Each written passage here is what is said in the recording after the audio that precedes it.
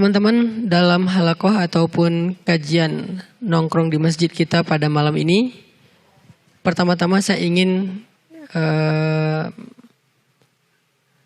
merefresh semangat dan niat kita bahwa duduk di dalam majelis ilmu atau nongkrong di masjid seperti ini adalah salah satu bentuk tajdidul iman, memperbaharui iman. Salah satu bentuk dari recharging iman, nge-recharge kembali iman kita kepada Allah Subhanahu wa taala. Karena al-imanu yazidu wa yanqus, iman itu naik turun, sehingga ketika kita membiarkan iman itu nggak dicas dalam beberapa waktu, maka iman yang lemah, iman yang sedang turun itu akan berpengaruh kepada amal kita. Jadi modal beramal itu bukan fisik, bukan waktu, bukan juga harta. Bukan fisik, bukan waktu, bukan sekedar memiliki kelebihan harta. Bukan itu modal amal. Jadi ada orang yang gak sanggup ke masjid, itu bukan karena dia lemah fisiknya. Ada orang yang tidak sanggup baca Al-Quran, bukan karena dia gak punya waktu. Ada orang yang gak sanggup untuk memberi makan anak yatim, bukan karena dia gak punya harta. Ada orang yang gak sempat untuk melakukan sholat berjamaah, bukan karena dia sibuk dan dia lagi banyak kerjaan. Tetapi semua kebaikan yang tidak bisa dilakukan itu sebabnya karena imannya sedang lemah. Kalau imannya lagi kuat, maka keterbatasan fisik tidak akan menjadi excuse. Saya sering cerita, ada orang yang datang ke masjid bolak-balik, padahal fisiknya lemah. Misalnya kakek-kakek, yang rumahnya jauh dari masjid, yang tenaganya sudah mulai lemah, bahkan kakinya gemetar untuk berjalan. Di beberapa masjid di Bandung ada yang untuk masuk ke dalam masjid harus naik tangga yang lumayan tinggi, kayak Masjid Al-Murabbi misalnya di daerah Setrasari, atau Masjid Istiqomah, atau Masjid Ukhuwah ya. Jadi untuk masuk ke dalam masjid dia harus naik tangga. Tapi kakek ini selalu istiqomah ke masjid walaupun fisiknya lemah. Sedangkan kita anak muda yang fisiknya kuat, yang insya Allah gak akan gemetaran kaki kita kalau naik tangga, ternyata gak sanggup ke masjid seistiqomah kakek ini. Itu menjadi bukti penyebab dari kita tidak beramal bukan soal kuatnya fisik, tapi soal iman. Begitu juga dengan masalah keluangan waktu, masalah kelapangan rezeki, dan lain-lain. Faktor-faktor yang saya sebutkan tadi itu bukan alasan utama seseorang tidak baik dalam beramal. Alasan utama dan yang paling mempengaruhi amal kita itu adalah kondisi iman. Sehingga kalau kita ingin lebih baik lagi dalam amal solih, ingin lebih sempurna lagi dalam ibadah, hal yang harus kita lakukan adalah kita harus rajin-rajin charging iman, memperbaharui iman. Dan charging iman yang paling baik itu dengan cara duduk di dalam majelis ilmu ataupun mendengar nasihat-nasihat yang baik.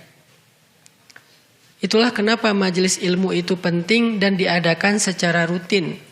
Kenapa banyak banget sih kajian-kajian keislaman? Bukan sekedar untuk nambah wawasan sebetulnya. Karena kalau sekedar untuk nambah wawasan, kita bisa baca sendiri. Kalau sekedar untuk nambah wawasan, kita bisa nonton YouTube. Tapi efek kepada hati dan iman itu beda dengan kita duduk di dalam majelis ilmu. Apalagi kita datang dengan persiapan yang baik. Sebelum datang ke majelis ilmu, mandi dulu misalnya. Memang ngaruh Ustadz, ngaruh. Sama kayak kita datang Jumatan dalam keadaan udah mandi, udah bersih-bersih, pakai pakaian yang baik. Kecuali buat teman-teman yang memang gak mungkin melakukan ini karena datang ke majelis ilmu sambil pulang kuliah, pulang kerja, it's okay. Tapi buat kita yang mungkin masih bisa, maka kita persiapkan sebaik mungkin hadir dalam majelis ilmu dengan outfit terbaik, dengan kondisi yang nyaman, udah segar, udah mandi, udah relax, bahkan pakai parfum. Karena itu adab duduk dalam majelis ilmu itu memakai parfum agar malaikat di sebelah kita nyaman, termasuk teman yang di sebelah kita. Nah, ini adalah adab yang membuat nanti ilmu itu akan berpengaruh kepada keimanan kita. Kalau cuman sekedar untuk dapatin wawasan, teman-teman udah pasti seringlah mengakses konten-konten di YouTube ataupun di platform-platform sosial media yang lain. Teman-teman bisa aja baca sendiri di Google atau di e-book kalau nggak baca buku yang hard copy. Tapi majelis ilmu punya keajaiban lain dari sekedar berbagi wawasan. Dia ada keberkahan di dalamnya. Yang kita tahu hadisnya, ketika orang berkumpul untuk mencari ilmu dan berzikir kepada Allah, maka malaikat akan menaungi mereka dan berselawat untuk mereka. Itu nggak didapatkan di dalam cara-cara yang lain selain duduk di dalam majelis ilmu. Ternyata iman juga berpengaruh bukan hanya kepada amal kita, tapi iman juga berpengaruh kepada perilaku kita. Dalam Islam iman itu core. Dia itu asalah, dia itu akar dari banyak hal dalam hidup kita. Jadi kalau dibahasakan dengan alam tara kaifa daraballahu masalan kalimatan thayyibah kasyajaratin thayyibah asluha itu dari kata asal itu dari bahasa Arab jadi bahasa Indonesia asal itu artinya pokoknya atau akarnya. Asluha sabit, akarnya asalnya sangat kuat. Apa akar yang sangat kuat ini? Kata ulama tafsir, iman. Jadi sebuah pohon, maka kekuatan itu terletak kepada akar. Kalau akarnya kuat, gimana pun angin mengguncangkan pohon itu, menggoyangkan pohon tersebut, maka pohon itu tidak akan roboh atau tumbang karena akarnya kuat. Akar itu juga yang akan memberikan nutrisi kepada seluruh pohon itu, mulai dari batangnya, dahannya, daunnya, buahnya, dan seterusnya. Dari akar.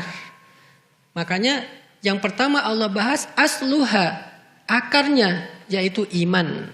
Ini bahasa analogi atau permisalan di dalam Al-Quran. Kalau kita misalnya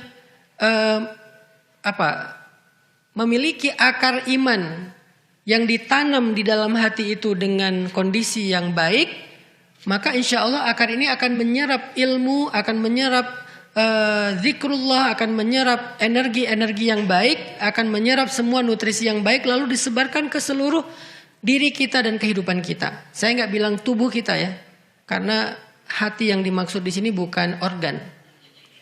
Maka akar ini akan mengalirkan, akan menyebarkan nutrisi kebaikan ke seluruh diri kita dan kehidupan kita. Tapi begitu akar ini keropos, begitu akar ini rusak, begitu akar ini nggak kuat, lemah karena cuma satu akar, maka kondisi diri kita dan kehidupan kita juga akan berpengaruh kepada yang tidak baik. Itulah kenapa iman itu harus direfresh. Dia berpengaruh bukan hanya kepada amal solih atau ibadah. Dia bahkan berpengaruh kepada perilaku kita. Kayak gimana maksudnya Ustadz? Iman mempengaruhi behavior, perilaku kita, akhlak kita. Nabi SAW bersabda, "Man kana yu'minu billahi wal yaumil akhir, falyakul khairan aw liyasmut."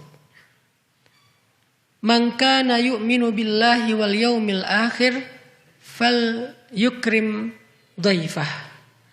Man kana yu'minu billahi wal yaumil akhir fal yukrim atau fal yuhsin ila jarih atau fal yukrim jarah.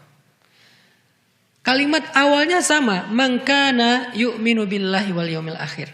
Tapi dampaknya beda-beda. Yang pertama, siapa yang beriman kepada Allah dan hari akhir, hasilnya hendaklah dia berkata-kata baik atau diam. Itu perilaku.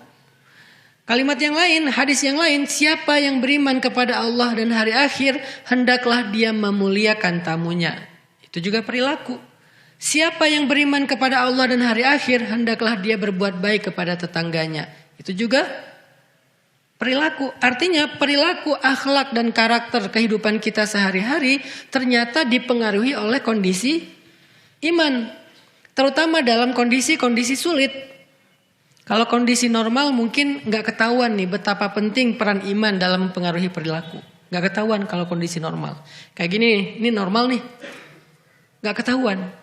Ketahuannya pas lagi kondisi sulit atau ada ujian.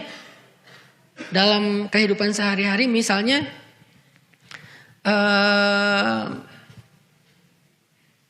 perilaku kita di dalam rumah. Itu sangat dipengaruhi oleh iman. Seorang suami kepada istri, sesabar apa suami kepada istri tergantung iman. Sesayang apa suami kepada istri tergantung iman. Selembut apa suami kepada istri tergantung iman. Bukan tergantung kita orang mana. Jangan sampai saya kan orangnya kayak gini. Saya itu dari Sumatera. Saya itu orang Makassar. Saya itu orang Surabaya, Jawa Timur. Saya orang Madura, saya orang Aceh, saya orang Medan nih. Bentar. Coba lihat, Umar itu orang apa? Umar itu orang Quraisy. Dari suku Khuza'ah. Orang yang sangat keras dan kasar. Jadi kalau alasannya saya orang Medan, Umar mungkin lebih Medan dari kita. Sebelum ada iman. Saya orang Madura, Umar mungkin lebih Madura dari kita. Saya orang Aceh, Umar lebih Aceh dari kita. Saya orang misalnya Surabaya, apapun lah alasan background suku, Umar lebih daripada kita dalam urusan keras, kasar. Makanya dikenallah Umar dengan orang yang ghalidun syadid, orang yang kasar dan keras. Atau mungkin kehidupan kita di masa lalu, saya emang anak jalanan, saya tinggal di terminal, saya gaulnya di jalan, orang jalan emang kayak gini. Umar itu lebih jalan daripada kita. Sebelum ada iman, tetapi setelah iman, dia menjadi orang yang paling lembut terhadap istrinya di rumah. Dan kita mendengarkan kisah bagaimana Umar dimarahi istri, diam aja. Padahal jin, kalau Umar lewat satu jalan, dia pasti gak akan lewat lagi jalan itu selama-lamanya. Selama bau tubuh Umar, harumnya, wanginya tubuh Umar itu tercium oleh jin di jalan itu, gak akan lewat tuh jin. Saking takutnya sama Umar. Kan sahabat sama jin macam-macam ceritanya ya. Gak kayak KKN ya. Lebih ngeri lah. Sama Dauh. Sama siapa lagi itu mah. Ada jin yang dikejar sama sahabat sampai jin itu lompat ke pagar dan jatuh. Gak ada kan film kayak gitu? Jin dikejar sahabat, loncat pagar, kesandung jatuh. Ada jin yang apa istilahnya tuh? Dilipat-lipat sama sahabat, kayak dilecekin sama sahabat. Kalau bahasa orang Jawa diuyel-uyel sama sahabat. Ada yang digituin. Ada jin yang dipukul sama sahabat sampai buta matanya. Kalau Umar gak usah fisik. Aroma tubuhnya Umar aja jin udah lari. Saking takutnya jin sama Umar. Kok takut? Apa sih yang ditakuti dari Umar? Ghalidun syadid, kasar dan kerasnya Umar. Bukan hanya iman ya. Kalau iman kenapa gak Abu Bakar yang kayak gitu? Karena Abu Bakar secara iman kita tahu gak ada tandingannya di antara umat Islam setelah Rasulullah kan. Kalau ditimbang satu kalau ditimbang iman Abu Bakar di satu timbangan, kemudian iman kaum muslimin sepanjang sejarah dari zaman Nabi sampai sekarang di timbangan yang lain, maka iman Abu Bakar itu lebih berat. Jadi pastinya kalau karena alasan kesolehan, Abu Bakar udah lebih soleh daripada Umar pastinya. Walaupun sama-sama soleh. Apa yang ditakuti oleh jin dari Umar yang tidak dialami oleh Abu Bakar, tidak dialami oleh Utsman, tidak dialami oleh sahabat-sahabat yang lain. Itu tadi, bahkan Khalid aja gak ngalamin. Khalid gak gitu sama jin. Jin takut sama Khalid, tapi gak segitunya. Khalid bin Walid. Siapa lagi jagoan-jagoannya Nabi? Sa'ad bin Abi Waqqas. Siapa lagi? Banyaklah keren-kerennya sahabat. Pastinya Ali bin Abi Thalib. Ali sebetulnya juga sangat ditakuti jin. Jin mengambil jarak dari Ali itu sekian jauh. Tapi Umar aroma aja ditakutin sama jin. Kenapa? Saking ghalidun syadid, saking keras dan kasarnya Umar, itu jin aja takut dengan kerasnya Umar. Nggak bisa mungkin kita jabatan tangan sama Umar aja, tangan kita remuk dan Umar nggak sengaja. Oh kenapa? Sampai ada yang patah, saking kerasnya dan kuatnya Umar. Jin takut banget tuh. Tapi orang kayak gini di rumah dimarahin istri, diam aja. Kenapa? Karena iman. Karena Nabi yang nyuruh gitu. Bersikap lemah lembutlah kamu kepada pasanganmu, kepada perempuan. Sehingga ketika perempuan marah, maka Umar bin Khattab akhlaknya terhadap istrinya menjadi baik karena iman di dalam hatinya. Begitu juga dengan perilaku yang di luar rumah. Mulai dari tetangga, mulai dari tamu, mulai dari dan seterusnya. Seperti yang kita pernah dengar kisah. Ada sahabat Ansor yang menyambut tamu di rumahnya. Dengan menghidangkan makanan satu-satunya yang dia punya. Yang bahkan dia dari siang belum makan. Anak-anaknya belum makan kan? Pas malam tamu itu datang ke rumah mereka, mereka hidangkan makanan yang hanya cukup untuk satu orang dewasa. Dihidangkan kepada orang tersebut. Lalu tamu itu merasa gak enak hati, ini gimana makannya? Tuan rumah kok gak makan? Terus ini makanannya cuma sedikit. Cukup gak kalau saya makan nanti tuan rumah jadi gak makan misalnya. Akhirnya yang punya rumah memadamkan lampu di rumahnya. Lalu menemani tamu ini makan dengan cara kecap-kecap seolah-olah ikut makan sampai tamu ini kenyang. Kok bisa ada yang berperilaku kayak gitu kepada tamu yang bahkan gak dia kenal. Kalau tamu itu teman lama mungkin beda cerita. Kalau tamu itu adalah misalnya saudara atau keluarga dekat beda cerita. Ini tamu gak dikenal. Sesama mukmin doang nih modalnya. Sesama orang yang beriman. Kok bisa kayak gitu? Karena mukmin itu diantara mereka adalah ikhwah. Innamal mu'minuna. Sesungguhnya orang yang beriman itu bersaudara. Jadi dia perlakukan lebih daripada saudara biologisnya. Sehingga dia bisa berperilaku seperti itu kepada tamu. Apa dasarnya? Iman. Asluha sabit. Iman itu mempengaruhi perilaku banget.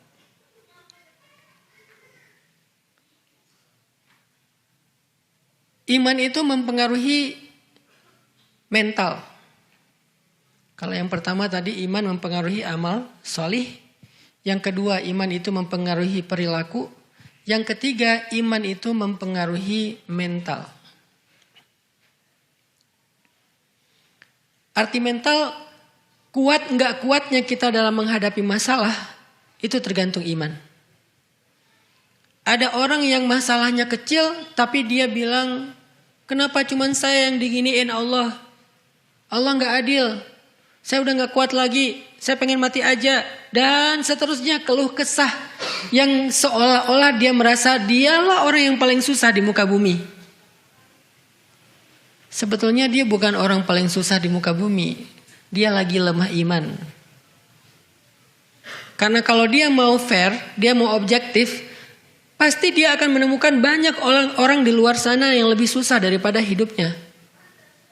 Kehidupan mereka lebih susah daripada kehidupannya tuh banyak di luar sana. Kalau kita mulai sedikit melihat keadaan orang yang di bawah kita, itu nggak perlu susah payah kita untuk menemukan mereka. Ada di mana-mana dan mereka lebih susah daripada kita dalam urusan kehidupan. Sehingga kita nggak layak mengeluh kalau mereka aja nggak ngeluh gitu. Sehingga kita nggak boleh berputus asa kalau mereka aja masih berusaha. Sehingga kita nggak boleh menyerah kalau mereka aja masih berjuang. Karena mereka lebih susah dari kita. Tapi kenapa kita berkeluh kesah seolah-olah kita merasa orang yang paling susah dalam hidup di dunia? Iman. Mentalnya nggak kuat. Hanya masalah perasaan, nggak jadi nikah, diputusin, ditolak lamaran, dan seterusnya. Dicuekin, nggak diberikan harapan, atau malah ditikung temen dalam urusan perasaan nih. Apa yang menjadikan seseorang bertahan, survive, bahkan kemudian sukses, sementara yang lain hampir bunuh diri, ada yang bahkan bunuh diri terus nggak berhasil. Apa yang membedakan mereka? Apakah masalahnya? Enggak. Masalahnya hampir sama di antara mereka. Yang membedakan mereka kekuatan iman yang mempengaruhi mental mereka. Jadi kalau hari ini banyak yang mengalami masalah mental atau mental illness, apapun namanya, mau bipolar, mau skizo, mau apapun namanya, maka harusnya hal yang perlu kita kuatkan adalah akar dari diri kita. Akar dari diri kita itu ada di dalam hati, namanya iman. Itu yang harus dikuatkan. Namanya masalah, semua kita punya masalah pasti. Ustadz punya masalah, pasti punya. Masalah kita itu setiap hari, cuman ada yang masalahnya pas satu fase masalahnya kayak naik banget, jadi banyak banget masalah kayak nggak beres-beres. Ada aja bertubi-tubi, ada fase yang landai, tapi tetap ada masalah, cuman nggak seperti yang fase tadi. Ngalamin, semua kita ngalamin, bukan saya doang, bukan teman-teman doang, kita semua ngalamin fase kayak gitu. Apa yang membuat bertahan? Dalam rumah tangga nih, buat yang udah nikah. Ada fase ketika kayaknya lagi nyaman, tiba-tiba turun sampai nggak kebayang di bawahnya tuh. Kayak nggak kebayang, aduh kok berat banget, aduh kok sesek banget kayak orang nyelam. Ada kalanya lagi kayak terbang gitu, slow, santai, bisa lihat view yang indah. Ada kalanya turun tapi masih nyaman karena ada di daratan atau di permukaan air. Ada kalanya nyelamnya cuma 5 meter, enak juga. 10 meter, 20 meter, udah mulai kayak ditekan, sesek, sakit kepala, telinga bunyi nguing-nguing, ya. Ada kalanya yang seperti itu, sehingga pengen nyerah, pengen naik ke permukaan cepat-cepat dan ninggalin pasangan kita di bawah. Ada. Apa yang membuat orang bertahan? Iman. Iman kayak gimana maksudnya? Iman yang mengajarkan dia bertahan. Karena iman akan mengatakan, la tai'asu min rahmatillah. Jangan berputus asa dari rahmat Allah. Inna nasrallahi qarib. Pertolongan Allah itu sudah dekat. Bertahan, sabar. Pertolongan Allah itu sudah dekat. Allah itu pasti nolong hambanya yang sabar. Gak mungkin dianggurin, gak mungkin ditinggalin, gak mungkin dicuekin, itu gak mungkin. Iman yang bilang kayak gitu, gak mungkin. Ketika kita mengatakan, kok bisa sih Allah ninggalin saya? Pasti bukan iman yang ngomong itu. Yang ngomong itu siapa? Syak, keraguan. Kan lawannya iman keraguan kan? Wa minan nasi man yaqulu amanna billahi wa bil yaumil akhir wa ma hum bimu'minin. Ada orang yang mengatakan kami beriman kepada Allah, kami beriman kepada hari akhir, kata Allah. Dan mereka bukanlah orang yang beriman. Mereka bilang iman tapi kata Allah enggak. Kenapa? Karena di dalam hati mereka fi qulubihim marad. Marad apa? Penyakit apa yang ada di dalam hati mereka? Raib. Dzalikal kitabu la raib. Raib. Raib itu bahasa Arab yang jadi bahasa Indonesia. Raib itu hilang. Hilang di sini artinya apa? Diragukan keberadaannya. Berarti raib itu artinya ragu-ragu. Maka lawan dari iman adalah keraguan. Ketika kita mulai meragukan kebaikan, kebesaran, keagungan, kekuasaan Allah dalam konteks masalah pribadi kita, disitulah kita dalam kondisi lemah iman dan kemudian kita akan lemah dalam segala hal. Tapi ketika kita yakin kepada Allah, keagungannya, kebaikannya, kekuasaannya, kemuliaannya dalam konteks masalah kita, disitulah kita sedang kuat iman, maka insya Allah kita akan kuat dalam segala hal, termasuk kuat mental tadi.